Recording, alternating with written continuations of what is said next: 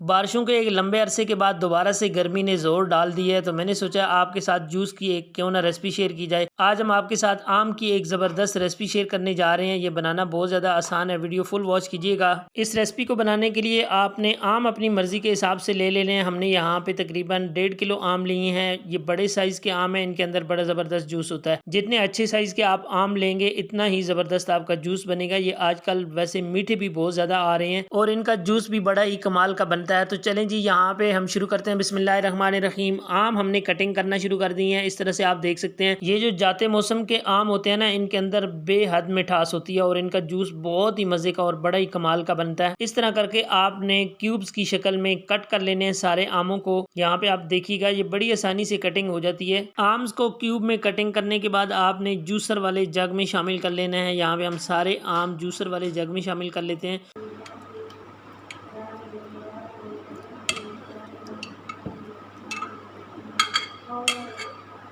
Blend करने के लिए यहाँ पे हम 2 कप पानी के इसके अंदर शामिल करेंगे।